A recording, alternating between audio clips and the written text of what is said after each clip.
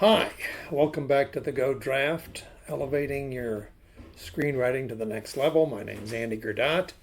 Sorry I've been away for a while. Life intervened as it tends to. But more importantly, I have a new shirt, which is fairly hideous. I'm not even a fan of these two movies, one, two, but I'm sure it's not at all distracting. Anyway, I felt I had to wear it. It's October when I'm recording this, so why not? We're going to be discussing today notes, getting notes, something every writer, screenwriter, television writer has to do and has to do a lot. If you write a poem, no one gives you notes because no one's ever going to read it, probably, much less pay you money for the right to read it. If you write a short story, virtually no one's going to read it, so you're going to get virtually no notes. And it likely will not make any money, nor will a poem. If you write a novel, a few people will give you notes because there's a chance a few people may read it, and it might even possibly make some money. Plus, the costs, relative costs of publishing anything are minuscule compared to the cost of most productions, film and television productions. But if you write a screenplay or a TV pilot, you're going to get a lot of notes. And the reason is because the number of creative executives, in quotes, because they call themselves creative executives, but they're not creative, development executives. The number of creative executives giving notes increases in direct proportion to the amount of money that is invested in this particular project.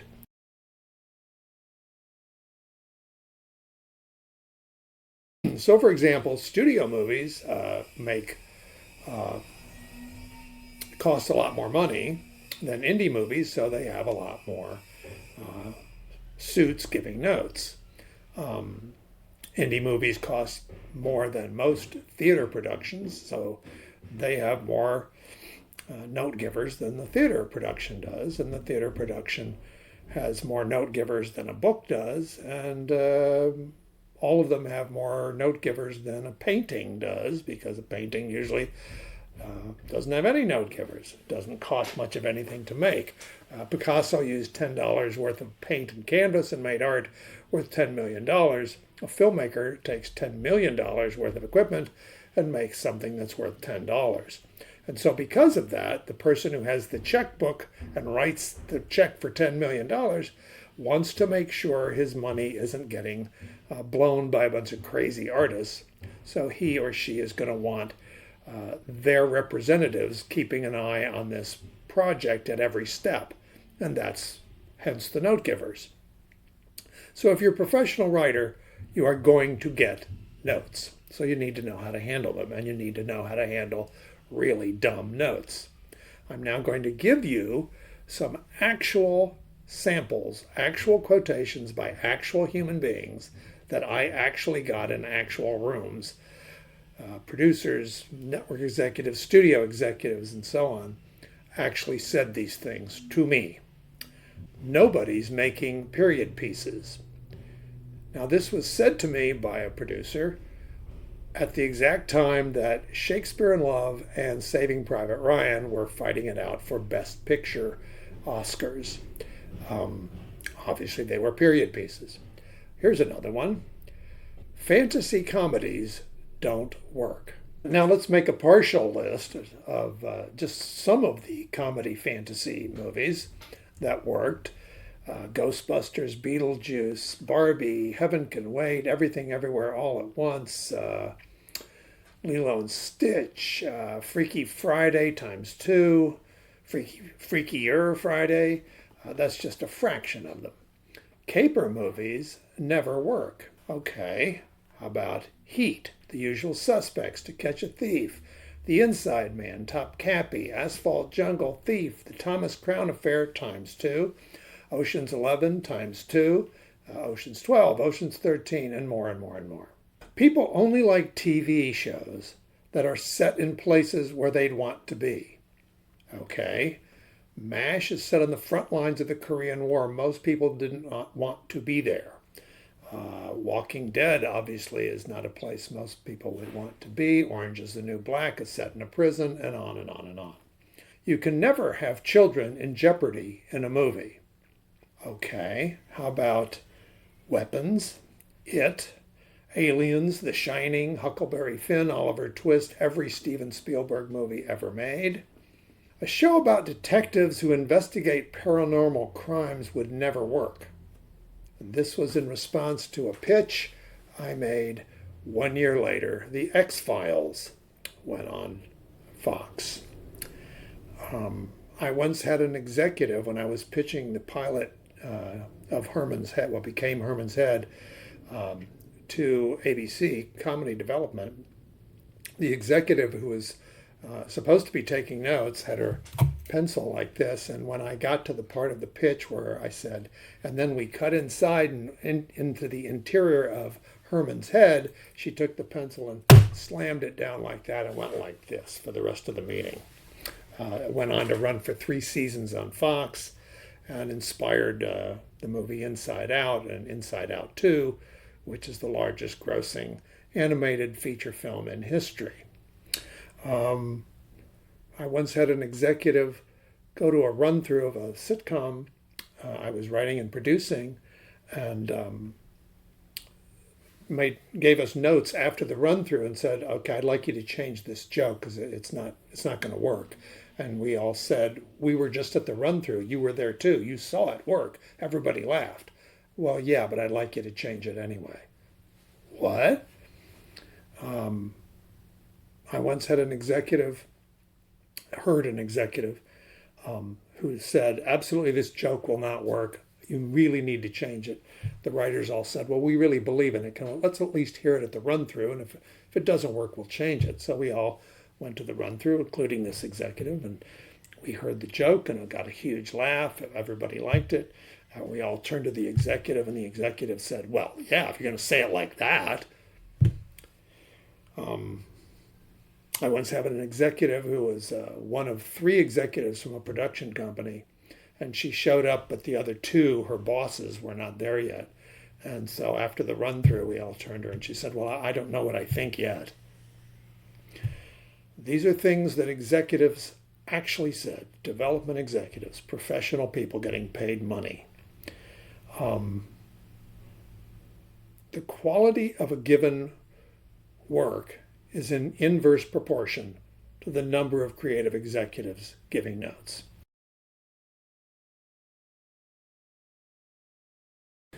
In other words, the more note givers you have, especially suits, executives, non-creative people, the more of them you have on a project, the worse it's going to be. And there's a reason for that. A non-creative person, the sort of person who owns a studio or a production company, thinks logically that the more people they have chiming in, the better the project will be. That might even be true if you're talking about, I don't know, you're introducing a new type of software, or you've got a new type of lounge chair you're going to make. Maybe more bodies and more brains working on it will make it better, but not in the creative arts. It works the opposite way. If you mix red and blue and yellow and purple and white and pink and chartreuse, what you get is not something that's 8 times prettier than any of those colors. What you get is brown. And that's what happens when you have too many non-creative voices chiming in and giving notes. For example, what were your favorite movies of the last 10 years? Think about it. Were they big tentpole studio movies? Maybe a few, but probably more of them were smaller independent movies, which had fewer executives, sometimes no executives. Were your favorite TV shows on a streaming platform, or at least depending on the platform, the creators had much more control? Or were they on network television where there were swarms of network executives telling the creators what to do? They were probably on streaming platforms. I'm going to get into suits and how to handle them and why they are the way they are and how you, a creator, have to deal with them in a bit. But let's start here. Everybody has to get notes at some point. Even if you're not yet getting paid for your work, you're going to want to get some feedback. So there are three kinds of notes and three kinds of note givers. Someone paying you to write on assignment, someone you are paying to read your script, and someone reading your script as a favor for free. Now, if it's someone reading your script as a favor, there are only two words that you are required to remember and to say to them. Thank you. They took the time to read your work and give it at least a little bit of thought. You need to say thank you when you give it to them. Thank you for doing this. And when they give it back to you with whatever their notes are, thank you for taking the time to read my work. Even if they hated it, thank you is the correct response. Do not get angry. I have seen many, many times writers give a script to someone, a classmate, a friend, and then the person says, well, I'm sorry, I just didn't get it. It didn't work for me. Well, what? And they suddenly get furious. How could you not get it? Look, it's right there. I was so clear. I can see it so clearly. Why couldn't you? Well, if they didn't get it, it's your fault, not theirs. And even if it is their fault, even if they were a poor reader or a sloppy reader, there are an awful lot of dumb executives out there in the executive ranks and an awful lot of dumb audience members. So you might want to consider looking at the stuff they didn't get and seeing if you can dumb-proof it a little bit. Here's the other thing. If it's someone giving you notes as a favor, you don't have to take their notes. You don't have to take anyone's notes unless they're paying you for the draft. What you need to do is write it down, smile, nod, write it down, think about it at your leisure, then crumple it up and throw it in the trash can if you don't like the note. So there's no reason to argue with them. There's no reason to get angry with them. So who should you get notes from? Well, I'll tell you who not to get notes from. Do not take notes from a family member or close friend.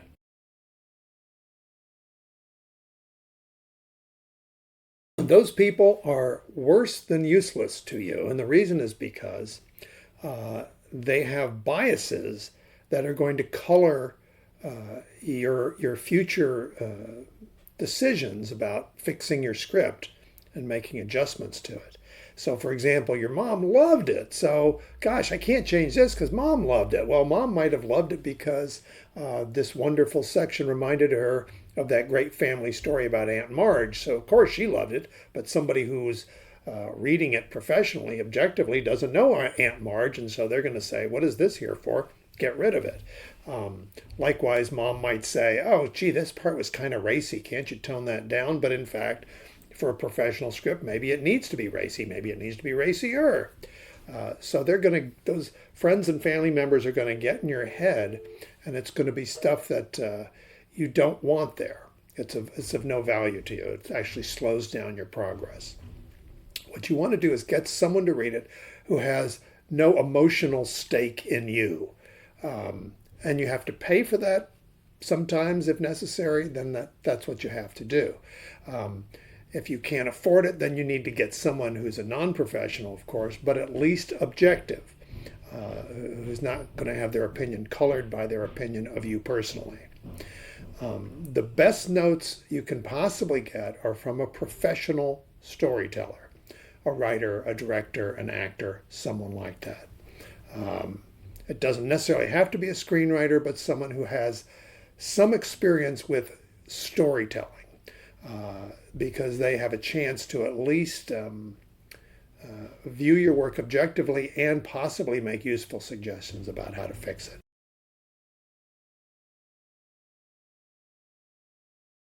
The second best type of person, if you don't know a professional storyteller or someone who is in the storytelling arts, the second best is a non-professional. It is not an executive, not a suit, not your friend's cousin who's a mid-level executive at a production company.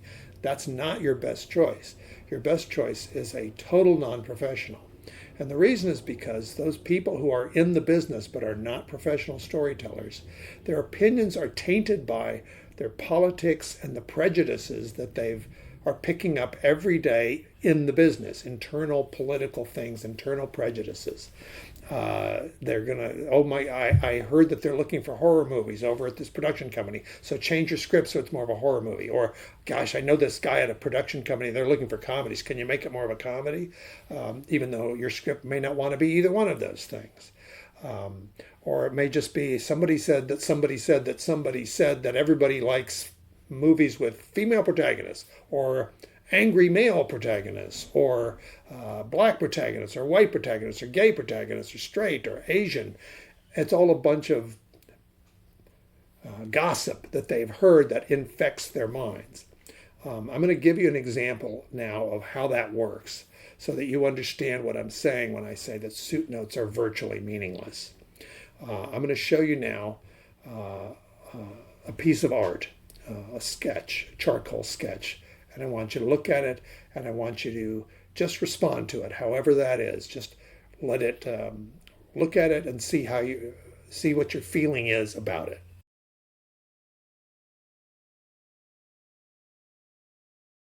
Okay, did you register your emotional reaction to it? Good. Now, I'm going to tell you that that was, in fact, an early charcoal sketch made by a young Salvador Dali. And it sold not that long ago for something like $650,000 at auction. Now, what do you think of it?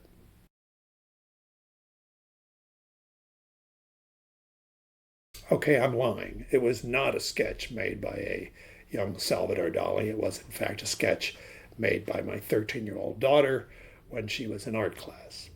Now, what do you think of it?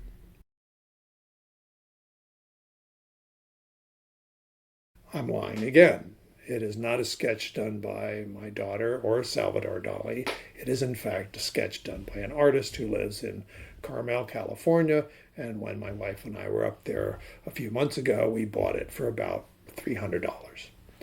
Now, what do you think of it?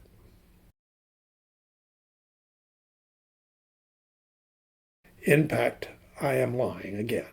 It is none of those things. But did you feel when I added some external information about the value or the worth of that piece of work, did you feel your opinion changing? Did you feel yourself saying, oh gosh, maybe I should have liked it? Or, oh gosh, I thought I liked it, maybe I shouldn't have? That's what executives are going through all the time. That feeling that you felt either in your gut or in your head is the sound of bullshit sloshing around. And executives do that all the time.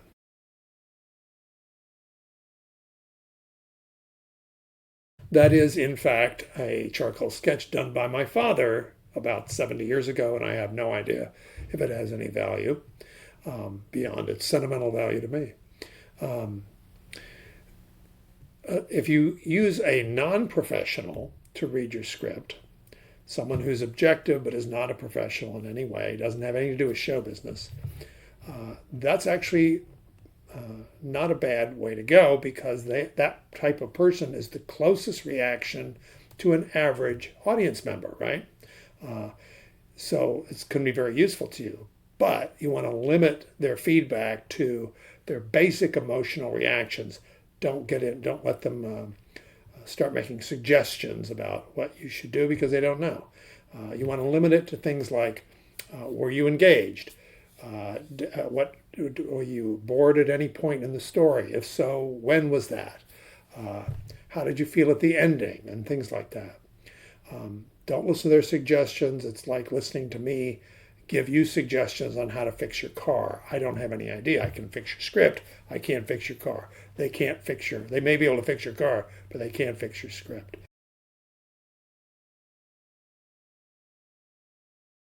If you are paying someone to give you notes, then you have a slightly different approach. Your relationship is a little different. A professional script reader, let's say you submit your script to the blacklist for their analysis, you have to pay for that privilege, and that's fine. It may give you some very useful feedback. But you should bear in mind that the people who are reading your scripts for them or any other kind of similar company or paying enterprise that reads scripts, they are think about who is going to be doing the reading. The people who are reading these screenplays are almost exclusively frustrated screenwriters themselves. If they were terribly successful, they wouldn't be reading scripts for the blacklist. So they may very well bring to the process their own biases. They may have a lot of bitterness and resentment and envy and a desire to prove that they know more than you do. It doesn't mean their notes are useless. It does mean you should take that into account as you process whatever notes they're giving you back. If, however, you are lucky enough to be getting paid to write by the person giving you the notes, or by the company that is represented by the person giving you notes, then you have a very different dynamic. First thing to do is to remember why they're giving you notes. And the reason is they're giving you notes to justify their jobs. Vince Gilligan doesn't get notes. Christopher Nolan doesn't get notes. Ryan Murphy, Aaron Sorkin, they don't get notes, or they may get them, but they don't read them, or they give them to an assistant, or they throw them in the trash. You have to remember that these suits who are giving you the notes don't have any talent. If they could write, they'd be writers. They wouldn't be suits. And so that desire to prove that they have a function, that they have a reason to exist, that their job has a reason to exist, and that they should keep getting paid for another week or month or year, is what's really driving them. They know they're not participating in the process in any meaningful way.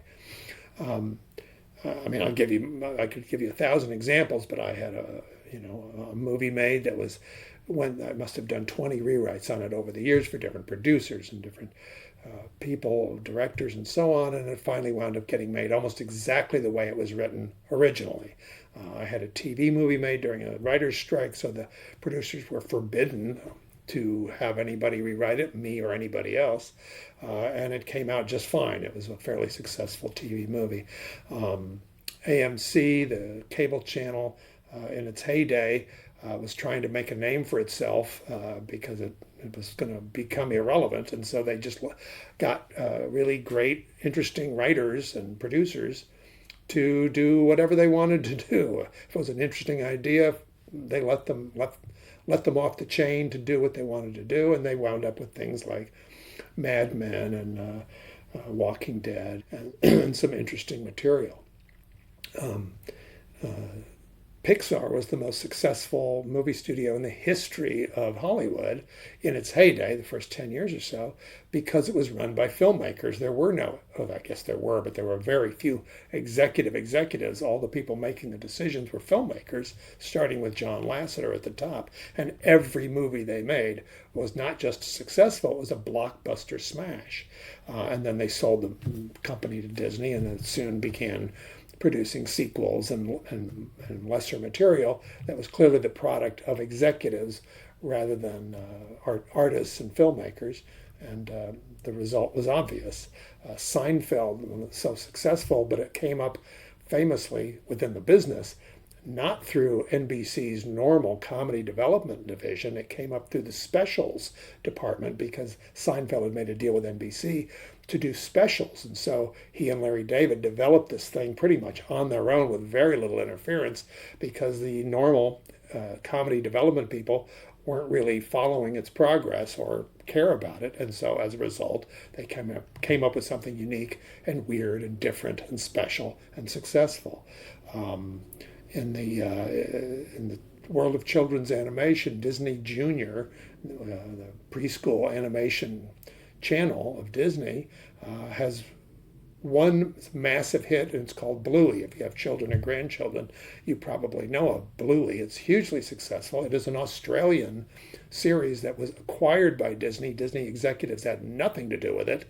They gave no notes. It was just acquired. It's Australian. It's very odd, very different, doesn't fit the Disney mold, and as a result, it's enormously successful, whereas their other shows are bludgeoned into mediocrity by the executives. I know, because I was there watching them do it.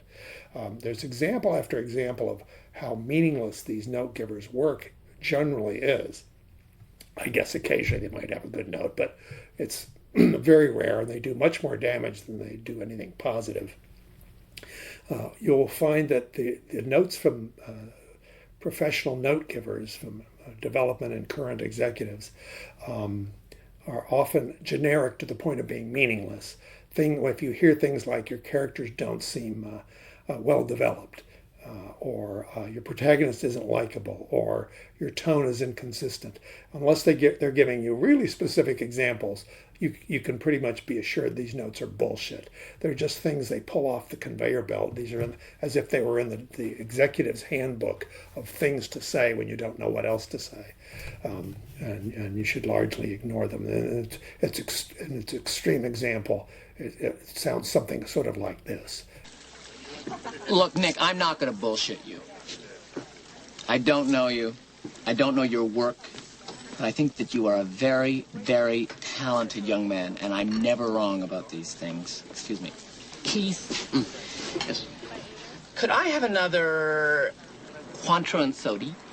So who are these people who get hired to do this? Well, they could be from anywhere. I knew a woman who was an assistant, I guess, functionally a secretary or even a receptionist at ABC.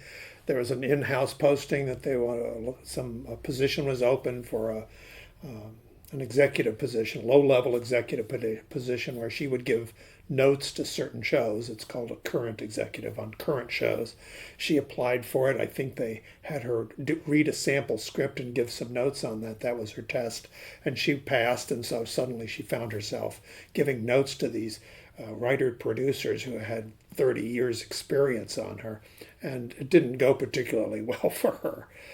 I had another instance where I was teaching writing at UCLA, and at that time I was teaching half-hour comedy writing at UCLA, and one of the people who took my class was a woman who had been an executive at Warner Brothers, who used to give me notes on pilots that I had written when I had an overall deal at Warner Brothers. She gave me notes. She was taking my class, and she walked up to me after the class and said, "I had no idea this is what you guys were doing." This is the woman who was in charge, was my superior, technically, I guess, who had no idea what she was doing or what I was doing or what we were doing together. In no other business would this be allowed. Would someone who has no understanding of the process be put in charge of the process? But in show business, it's fairly normal. But they do represent the money. They represent the company with the money. And so you have to take their notes. You have to listen to their notes.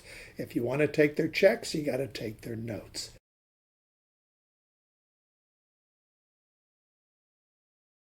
So executives, as frustrating as they are, have a right to be there to, theoretically at least, protect the investment made by the production company or the studio or the network. Whoever's got skin in the game financially, they have a right to have somebody there to look after it. And so therefore, when you get notes from them, you want to try to address it. First thing is, let me see if I can address this note. Maybe it's a good note. Every once in a while they do make a good point, and that can, fine, great, then do it. If it helps the project, do it. If it's not a good note, if it's a questionable note, then you want to pick your battles. You don't want to fight over every single one. You got to figure out, how important is this to the story? If it's not terribly important and I can live without it, I can maybe adjust it. Unless you have a lot of political ammunition at your disposal. By that I mean, if you're coming off of another big hit, or if you're attached to a big star who's going to be on the project, or the star director, or something like that. You have political power to work with. Unless you have that, do not try to face down a studio or a network or a production company. That you are going to lose that battle. A writer can always be replaced.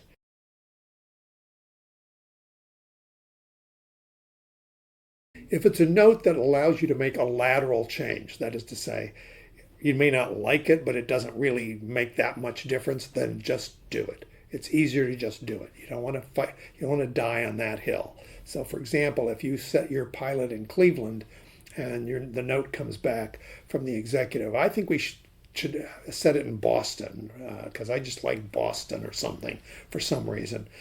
You don't particularly want it to be in Boston, but if let's say it's a gritty inner city story, and they have a gritty inner city in Boston too, and they have a waterfront in both places, if you got a scene at a waterfront, so it's not really going to make that much difference, and go ahead and make that change. Change it from Cleveland to Boston. It's a lateral move, or something similar. what those executives want to see is an asterisk. You know, and when Final Draft is in revision mode, or any screenwriting programs in revision mode, when you make a change, there's a little asterisk, a little star over in the margin, and they want to see that. They want to see that you made an effort to address their notes. I have even on occasion not addressed the actual note. I just moved a couple of characters around so there'd be an asterisk in the margin and they go right past it. I don't necessarily advise that, but I have done it in the past. If you would make an effort, and if you address the ones that aren't going to hurt the script, it shows that you're cooperating, that you have it's a spirit of cooperation at any rate. And it also buys you maneuvering room for later when you're going to get more important bad notes that you really want to fight. It gives you a little bit more room to maneuver because you've proven that you will take notes. There's another advantage too, which is if you do some of their notes, the ones that don't hurt, then it makes them feel like they saved the script, they saved the show. If the show's successful, they're going to say it anyway. I'm the guy who changed it from Cleveland to Buffalo. I saved it. And so why not? Let them feel that way. They're going to do it anyway. If the show's unsuccessful, they're going to pretend they never met you. And if it is successful, they're going to take credit. So it's okay. Let them do it if it helps you get your work done in the best possible way.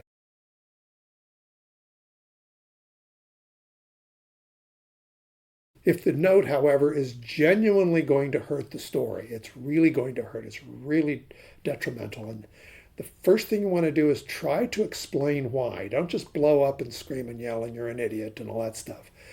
Try to explain why. Go through the process. Explain the domino effect of what will happen. If I have this character say this on page 32, then on page 45, it's not going to be a surprise anymore. It's going to mitigate the twist. It's going to make this character look dumb because they didn't guess it because the audience already knows this, or whatever it might be. Explain it. Lay it out so that they can see it. And very often that will make them back off because they just didn't think it through. Why would you expect them to? They're not storytellers. You're a storyteller, so they don't see the big picture, and sometimes you can convince them that way.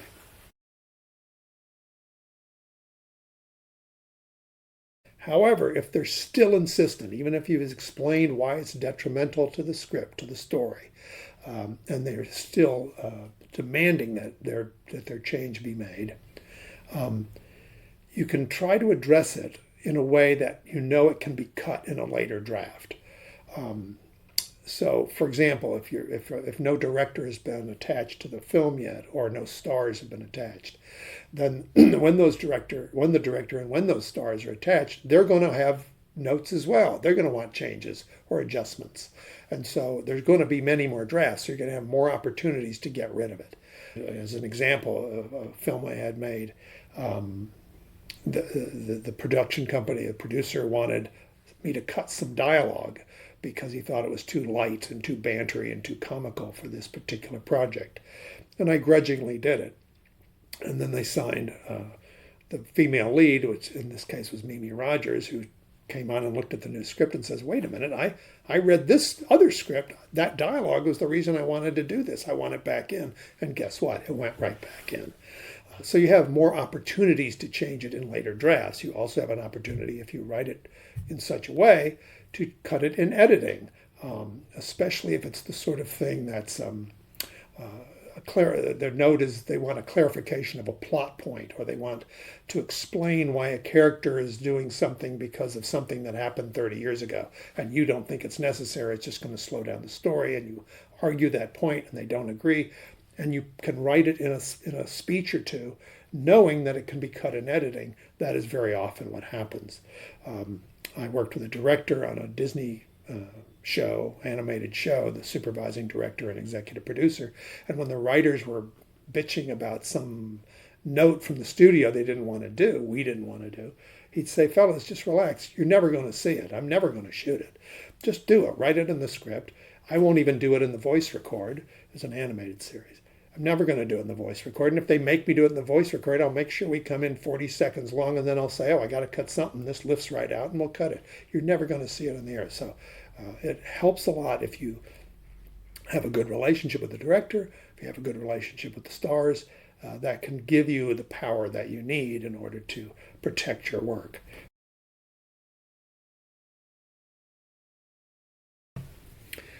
Here are some other tricks of the trade. William Goldman had a good one, a great screenwriter. When he had to go in for a note session, he'd get out his yellow pad or whatever, and when they said, "Oh, we don't like this beat, or we don't like this joke, or whatever it is," he'd say, "Okay," and then with his pencil poise, "What would you like there?" And they'd say, "Well, I'm sure you can come up with something." He said, "No, I think what I've got there is pretty darn strong, but if you have a better idea, I'm open to it. What would you like there?" What you got is fine. Yeah, moving on." And it works very well. I've done it myself before. That doesn't always work, but it is a trick that you can use. No matter who is giving you notes, whether it's a studio executive or your neighbor who's agreed to read your script for free, whoever that is, what you want to focus on in terms of receiving their feedback are their initial emotional reactions to the material. That's what's most important, more so than their specific things. Were they engaged in the story? That's always the first question I ask when somebody reads my work. I say, were you engaged in the story? If they were engaged, when did they get engaged? If they were not engaged, when did they get disengaged? Ultimately, that's what's most important. Ultimately, that's all that's important. The whys of it are up to you to figure out, but I need to know that information. Remember, whoever it is, they're your first audience, and it's better to be embarrassed in front of them and fix the problem than to be embarrassed in front of an audience after it's too late.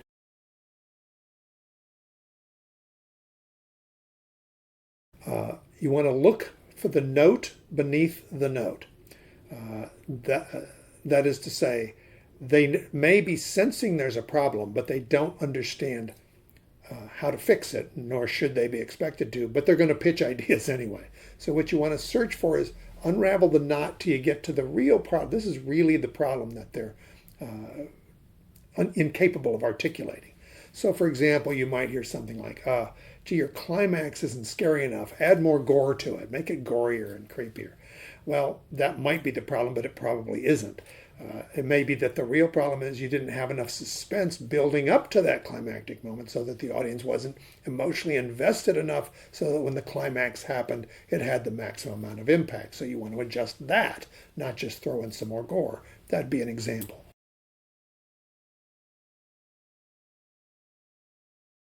If you give your script independently to any two people and they come back with the same note or the same problem or identifying the same problem area, then it's true. Change it. It's correct. No matter who they are, no matter how you might disagree. If two people independently have the same problem, you got a problem. Fix it. Don't even think about it. Just start fixing it.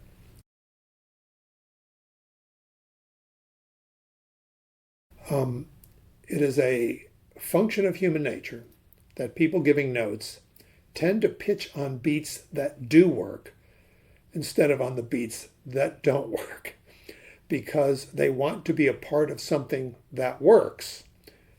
So this would happen not just with executives, but with writers. In a writer's room, somebody would pitch a joke, everybody laughs, and then you'd hear people start to pitch on the joke to tweak this or change this or adjust that. And very often they were making it worse because they wanted to feel like they were part of this joke that worked or the scene that worked or whatever, as opposed to pitching on the stuff that doesn't work, which is what people really need to be working on.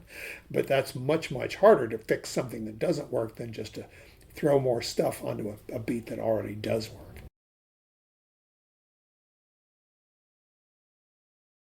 Most people's notes are expressions of their taste. They're not criticism. It's not a critique, it's just their taste. So for example, when I was in college, I wrote a poem and I gave it to an English professor to critique, and he came back and said, it's too folk songy. And at first I accepted that. I was a kid. I accepted, okay, I guess I did a bad job. And then the more I thought about it, the more I realized, what does that mean? It's too folk songy? It's not too folk songy for a folk song singer. It might not be folk songy enough for a folk song singer. What does that actually mean?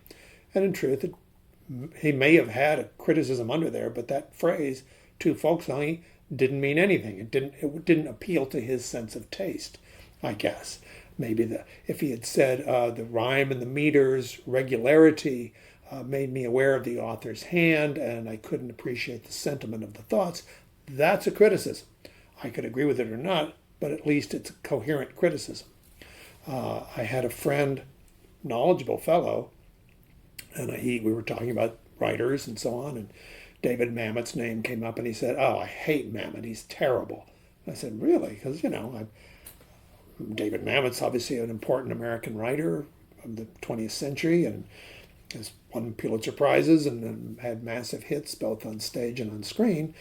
I don't necessarily love everything he does, but it was surprising to hear him say that. So I said, "Really, why do you think that about Mamet?" And his response was, "His dialogue is too mannered." And I said, "Okay, I guess yes, his dialogue is mannered. It has a certain style that's unique to Mamet." So I just accepted that, and then later I thought, well, wait a minute. Whose dialogue isn't mannered? Every great writer's dialogue, and writing in general, is mannered. Shakespeare, who could be more mannered than Shakespeare? Tennessee Williams, Hemingway, Mark Twain. Of course they're mannered. It's what he was actually saying is, I don't like his mannerisms. I don't like it. It just doesn't appeal to me.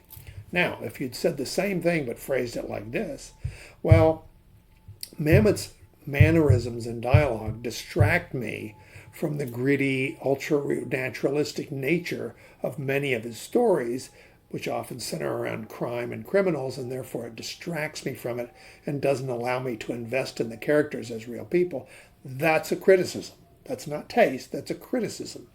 And I could agree or not agree. And if I said that to David Mamet, he could agree or disagree. He'd probably punch me in the mouth first, but it would be something that would be a tangible criticism of his work, not just an expression of, I don't like his mannerisms. That doesn't help you in any way. It doesn't help the author in any way.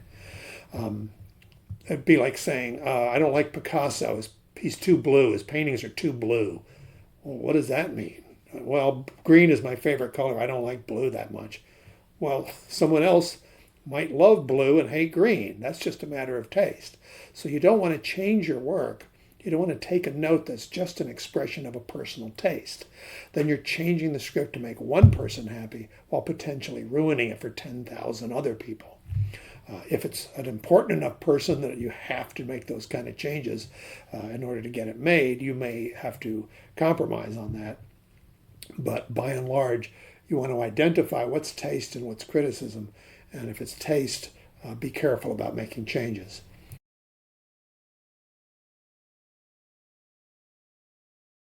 The simple truth is some notes just can't be sidestepped. Terrible notes, you can't sidestep them. You can't trick your way out of them. You have to do them or you'll get fired. And you know it's going to hurt the script. You know it's going to hurt the story. You know it's going to hurt the project. And there's nothing you can do about it. I worked on an animated series that involved talking animals. And one of the characters was a bunch of cute little bunnies who would pop up in the funniest, weirdest places, out of a sock drawer, or out of a closet or a manhole or wherever, and they would pop up and they'd go, kissy, kissy, kissy, love, love, love, kissy, kissy, kissy. Well, to an adult it's kind of funny because we all know, rabbits are humping away and reproducing really fast. To a little kid, it's just cute to have little cute bunnies always popping up and saying love, love, love, kissy, kissy, kissy. Well, the production company decided, even if they just hired actors to do those lines and repeat it and use them in their library over and over, they still had to pay them. Every time they said love, love, love, kissy, kissy, kissy, they're going to have to pay them. So they said, well, we're not going to use actors. We're just going to do a sound effect that sounded sort of like a screeching electronic sound. And it was horrific. And we knew it was going to be horrific. We saw it happening, and it was. And it definitely hurt the project. Was it the cause of it being only lasting one season instead of 2 or 3? It might have been. It certainly was instrumental in making the project worse. There was nothing could be done about it. We had to do it. It was out of our hands. Ultimately, if you're the writer, you don't have control.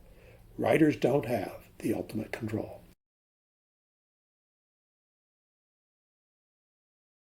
Okay, Coming up next, I'm going to do an episode where of important things that I've remembered that I've forgotten to tell you. And hopefully it won't be as long a wait for the next episode.